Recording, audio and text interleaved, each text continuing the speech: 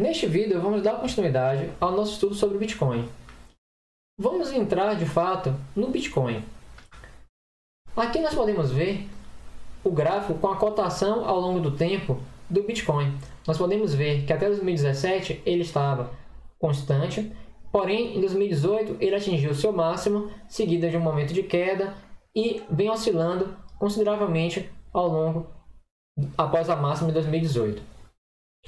O Bitcoin talvez seja a criptomoeda mais importante, porém, há na literatura outras criptomoedas, como por exemplo o Ethereum. O Bitcoin ele foi criado por Satoshi Nakamoto, cuja identidade e nacionalidade é desconhecida. Na verdade, muito pouco se sabe sobre o Satoshi Nakamoto. Como por exemplo, a sua chave PGP ela foi criada alguns meses antes da criação do bloco Gênesis. Ele sempre utilizou serviço de e-mails anônimos e ele enviava e-mails conectados no Tor. E seu envolvimento no Bitcoin ele foi decaindo ao longo do tempo e encerrou em 2010. O Bitcoin alega ser extremamente seguro, pois a partir da chave privada gera-se uma chave pública, que é a partir da qual gera-se o endereço de Bitcoin, sendo que o caminho reverso é dito como impossível de ser realizado. Isso quer dizer que a partir do endereço do Bitcoin é impossível você obter a chave privada. Vale ressaltar que se você perder a sua chave privada, toda a sua carteira, todos os Bitcoins associados com aquela chave pública serão perdidos para sempre. Então recomenda-se o uso de uma carteira física, como o Trezor.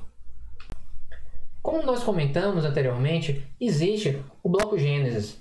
Uma vez que o blockchain é aberto, é possível, a partir da data atual, caminhar para trás no histórico de transações do blockchain. O bloco Gênesis é a primeira transação do blockchain. Ele não possui nenhuma entrada, porém há uma saída de 50 bitcoins. E aquela quantidade ela não pode ser gasta. Deixo o link para que você analise visualmente o bloco Gênesis. O Bitcoin ele é um projeto que está armazenado no GitHub. A sua implementação de referência foi escrita utilizando C++. Você pode baixar e construir o Bitcoin, fazer o build a partir do código-fonte. A dificuldade do quebra-cabeça criptográfico é configurado de modo que um bloco seja validado a cada 10 minutos aproximadamente, independente de quantos mineradores e CPUs estejam trabalhando naquele instante de tempo. Deixo esse link onde você pode entender e verificar algumas estatísticas associadas ao Bitcoin. Vamos trazer alguns fatos. A comunidade de desenvolvedores do Bitcoin está em guerra justamente pelo tamanho do bloco. O tamanho do bloco vai indicar a quantidade de transações que podem ser validadas, e isso vai implicar na recompensa que cada minerador vai obter.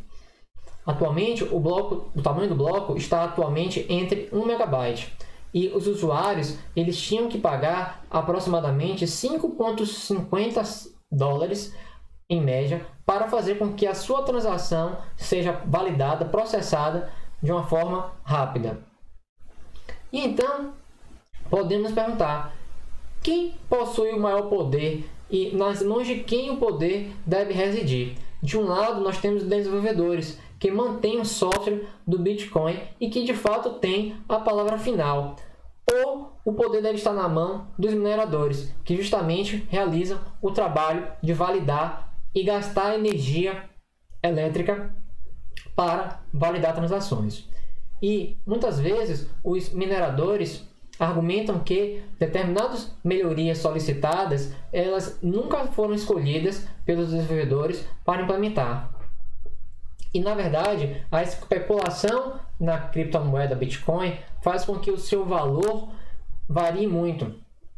Deixo então um link para a revista Economist, que justamente discute essa guerra entre desenvolvedores e mineradores.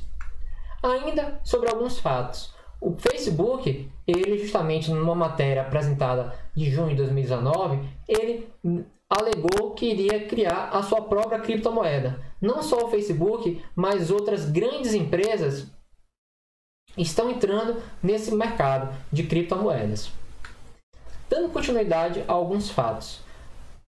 há registros da existência de 5.669 criptomoedas e o mercado total está avaliado em mais de 340 bilhões de dólares e já se realizou transações totalizando 76 bilhões de dólares. Então podemos ver que é um mercado bastante grande e que movimenta uma grande quantia, chamando a atenção de grandes players do mercado.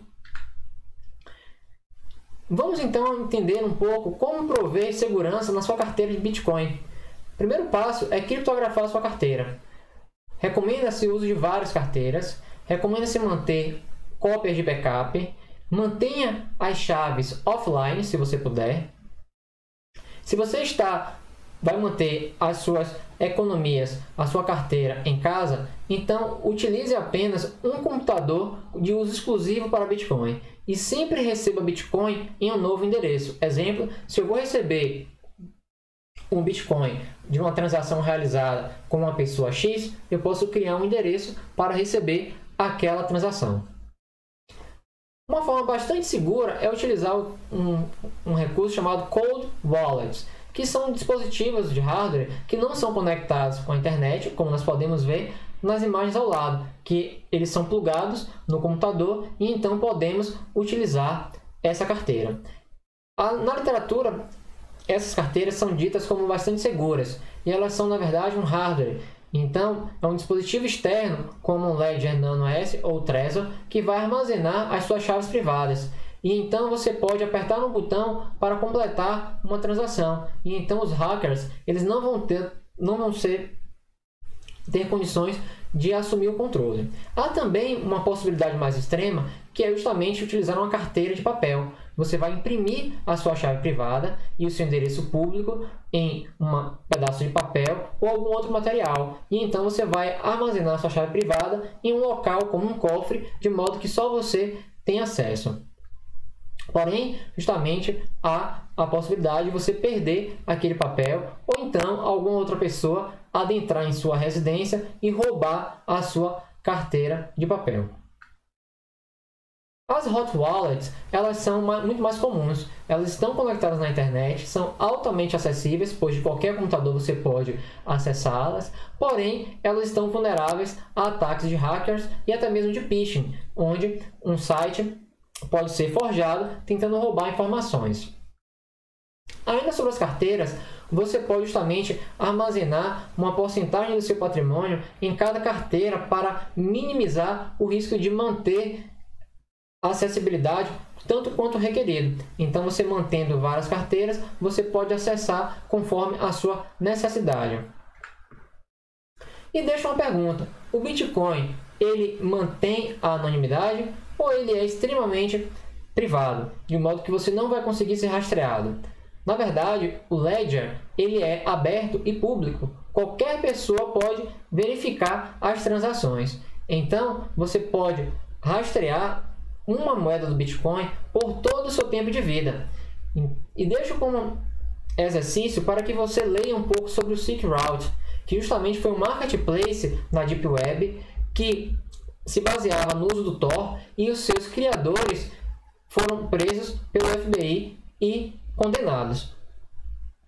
E nesse contexto surge o Zero Coin, que é um projeto que alega resolver todas as questões de anonimicidade. Caso você deseje dar os seus primeiros passos no Bitcoin para fins educacionais, não estou recomendando para que você invista no Bitcoin. Você pode abrir uma wallet, uma carteira online, analisar o site blockchain.info, criar uma conta e você vai receber uma carteira Bitcoin. Aí você pode ver o endereço da carteira que eu criei. Um ponto que eu achei bastante curioso é que eu não consegui ter acesso à minha chave privada. E então deixo a pergunta: se esse fato for verdade, quem de fato é o dono daquela carteira? Eu ou o site blockchain.info? E caso você deseje brincar com a criação de uma wallet baseada em papel, você pode acessar esse site bitaddress.org, que baixar aquela página para o seu computador e localmente, por meio do ponteiro do mouse, você pode gerar uma carteira Bitcoin para você. Ainda apresento para você uma notícia bastante interessante, chamado CoinHive. Na verdade, alguns sites eles foram flagrados capturando o processamento do seu dispositivo ao visitar um site para minerar moedas digitais. Isso é ruim, felizmente é algo que pode ser evitado, como mostra a matéria que está nesse link abaixo. E como referências, deixo esse livro, Master Bitcoin, um livro bastante interessante. Essa segunda referência, Bitcoin, a Peer-to-Peer Electronic Cash System, e esses 3 sites. E, dando continuidade, como sugestões de leitura, indico esse filme bastante interessante, Banco ou Bitcoin, e um outro filme que eu não encontrei no YouTube ou disponível na internet, chamado Deep Web, que justamente vai mostrar a história dos criadores e do site do Silk Road. Muito obrigado!